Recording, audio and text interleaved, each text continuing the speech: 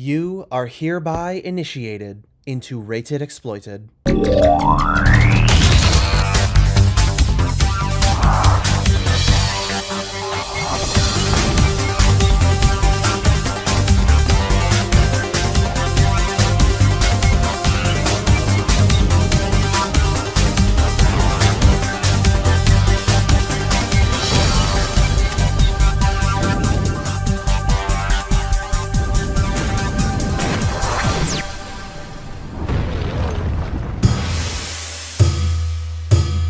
It is official. I'm headed to the Golden State for the current largest collection of coasters in a single park. While I am thrilled by gravitational engineering, please enjoy this analysis of figures of today compared to what came before. Toys not being made as they once were. Could not be more grateful. To prove the boomers wrong, here is an analysis of modern manufacturing. My first Kenner figures are none other than Disney's Gargoyles, only resembling their animation counterparts to a minimal extent. The posability is what's expected for 1995, which extensively widens the gamut of the NECA figures, introduced right here in the modern age.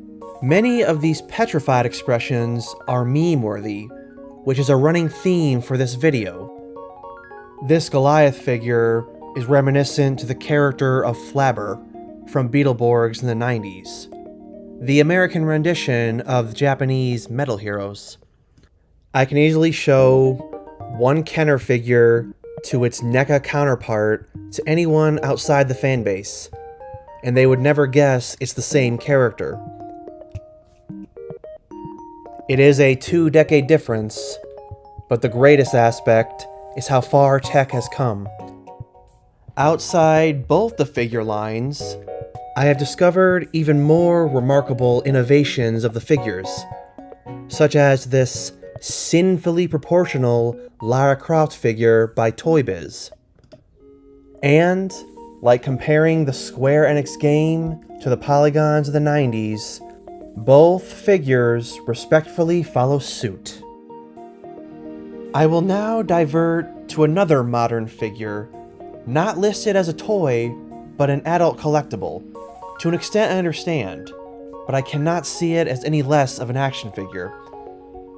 I'm aware of the original Happy Meal release, and you can never expect too much from those figures, but Disney Ultimate has pulled through, and in comparison to what came before, a massive jump in quality. Kenner reclaims the stage once again, focusing here on Luke and his sister Leia. 2 decades prior, these were the best representation we had of the Star Wars films. With my extensive imagination, I can visualize Luke from the figure. Leia, not so much. In fact, she looks quite masculine. I won't criticize technology from the 70s, a very different era that I have no relation to. But I will, however, show the improvements we've made decades later, and the action figures are a primary focus. An incredible resurgence of figures, specifically the Black Series. These are not cheap, but dang are they worth the investment. You have just capped off this Rated Exploited endeavor. I desired to elaborate on the extent of modern technology improving our figures into a whole new level. This is an era I'm proud to be a part of. My analytical enjoyment to making these videos, to breaking down these figures by construct. Now, I'm off to ride the heights of steel and timber. Are any among these figures in your collection?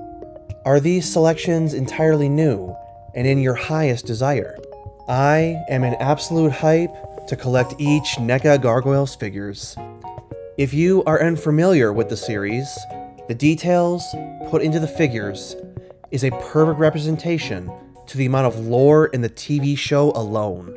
I am also a devoted original fan to Lego Bionicle. If you enjoy that, the majority of my videos right here are focused entirely on that toy line.